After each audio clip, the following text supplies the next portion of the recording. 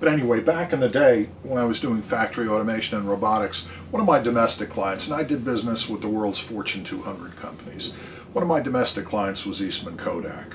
Did a lot of stuff there, don't need to go into that now, but the point that I'm leading up to is at the time I started doing business with them, and just to give you perspective, after my years in the service and Vietnam stuff and all of this, figure it was about 1980 or so, Eastman Kodak had about a little bit over 15,000 suppliers, with everybody beating each other's brains in trying to do business and so forth. By the time I was done, several years later, doing business with them, they had it whittled down to just under 1,500 really preferred or trusted suppliers. And that's the idea of this team perspective, trusted suppliers perspective, and so forth. And this is very much the position of strategic alliances, or the integration of strategic alliances.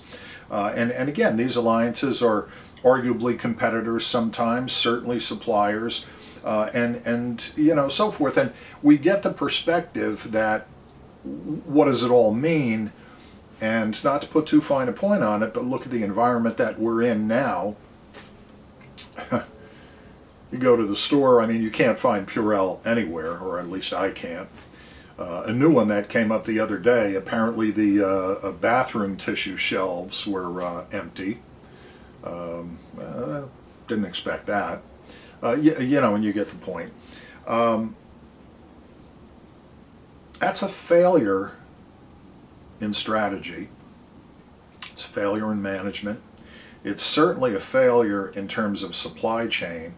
And it really belies the question, just what are these strategic alliances worth? Because one of the things when you study supply chain that we deal with is the notion that, look, when we buy, in quotes, a supply chain, what we're also buying is that my tier one suppliers at least will have backup sourcing, so that if things like a hurricane, a tornado, a tsunami, a COVID-19 virus come to be, I as the end user don't have to worry about this stuff. Yet we see that's not the case. And more on that, that's for another day. But again, so organizational design takes in a lot of these things. Use of information, well, certainly in supply chain and here in the innovation process, this really is the lifeblood, certainly of any learning organization, and certainly any innovation team as well as a successful supply chain. This in essence is the data aspect. This is actual demand data versus forecast information and things like that. So there are three main aspects involving the use of information in a learning organization: broad-based data supply and analysis, measurable outcomes, shared problems and solutions. I think you should address all of that with your new product or service. How are you, in essence, being driven by this? What drove you to come up with this design? And now that you have the design, what are the potential outcomes? Are they measurable? So on and so forth. So, you'll best see how to integrate that. Then there's another slide that talks about the process of organizational behavior change and so forth. I'll let you look through that. I'm not going to spend a lot of time. Reasons for change, certainly behavioral change, well, new innovations, adjusting to changing environment and keeping up with competition, previous poor performance, and then the concerns of stakeholders. And I'm with deliberation using the word stakeholders versus shareholders, because this is one of those instances where certainly in terms of outcomes, the ultimate outcome is what? The end user. So we're certainly concerned with that.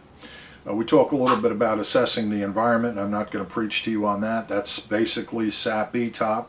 The environment are these factors: technological, customer demand being one, competition, the legal environment, the cultural, social environment, the political, regulatory environment, the economic environment, so on and so forth. And then we go on to talk about, any gaps in outcomes, and, that's really performance perspective and so forth. Diagnosing problems. So spend a little bit of time going through some of these slides. One thing I want to be real clear about, the slide entitled Identify Sources of Resistance.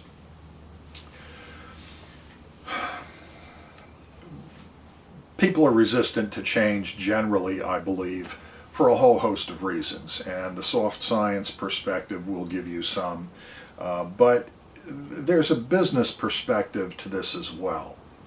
I'll use our own dean, Dr. McSherry, as an example. Look, he's the guy driving the ship, and this is one of those instances where, if you have faith in the captain that brings you through the storm, don't criticize the captain when you're in calm waters and it's easier to, take shots from the cheap seats. Let me put that a little differently. It's okay to feel uneasy about change. I don't have any real concerns about that. Resistance oftentimes is due to personal vested interests in something, fear, asymmetric information, where sometimes even just a lack of information is a biggie, conflicting assessments of the environment, of our capabilities, of all of those things, and then in general just inter and intra-organizational disagreements are big. But I want to be clear about something, that while we often understand resistance to change, at the end of the day, somebody's got to be on board. It's got to be that we are a team. And if you can't be part of that team, how do I say this delicately? It's time to go. Now, I'd never sit here and say that our dean is an individual that would just look at you, have a disagreement, and cut you loose. I don't believe that's the case for a minute. But when the decision is made, it's time for everybody to rally around and support. This is a big part of innovation, because not everybody sees it the same, and these have to be the kinds of disagreements you're having within your own groups. There has to be someone that says, well, why don't we do it this way? Or if we're doing that, why don't we do this as well? Or in lieu of doing any of this, why don't we do that? Well, eventually, this whole process has to coalesce. It's got to come together. Just like with Dr. McSherry as the captain of our ship, because we've accomplished some extraordinary things. We would not be a school of business were it not for Dr. McSherry. He always credits, well, it's the team. It's very nice of him. That's just not so, because not everybody is a team player. Not everybody was for, change and so on and so forth. He pulled this thing together, and he's done a masterful job. And look, I've got tenure. I don't have to sit back here, and he knows I'm not one to kiss up and so forth. But more importantly, my point to you is this same kind of stuff within your teams eventually has to coalesce. And that takes what? That takes buy-in. And how do we do that? Well, there are several slides in here that refer to that.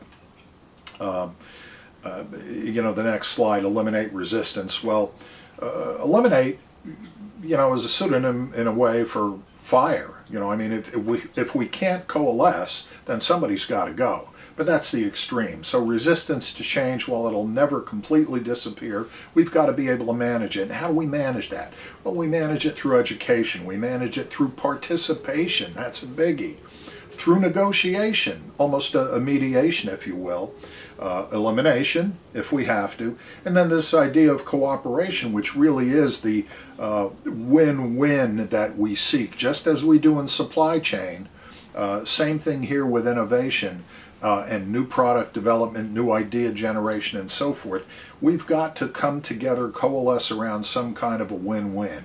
And if I don't get 100% of what am I taking the football and going home, my ball, I'm leaving? I'm not certain about that. Set measurable, achievable goals. Obviously, to be effective, goals need to be realistic. They've got to be achievable. They've got to be stated in clear and measurable terms. This is why, and in groups I'm sure you're starting to find this out, idea generation. Ideas are a dime a dozen. There are a million ideas out there. That's not the hard part. The hard part is when you've got to get down to the specifications. You know, it's easy to say, well, you know, we should have one of these that does some of that and incorporates all of this. What are the metrics for that? What are the tolerances on those metrics? Another example, when I first got out of the service, first civilian company I went to work for, which involved, you know, metal cutting machinery and, you know, in-process gauging and all these great things, was Brown and Sharp Manufacturing, one of the oldest manufacturing companies in the country, if they're even still in existence. You know, it's the idea of doing things that, in a sense, sometimes make sense. Design engineers would come up, for example, with things that had to be machined to be able to put together, to be able to create this or create that, and design engineers would put unrealistic tolerances on parts. And again, I'm not going to bore you with the engineering aspects of this, but super tight tolerances that would increase the cost, increase the kinds of processes we would have to integrate just to be able to get a result, you know, to produce a part. And manufacturing engineering would sit back, scratch our heads and say, well, why did we have to do this? This costs 10 times what we really needed here.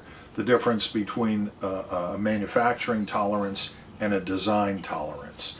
Well, this is the kind of stuff you wrestle with, and this is the, when it says stated in clear and measurable terms, this is what we're talking about. So we come up with a new design, a new product, a new service.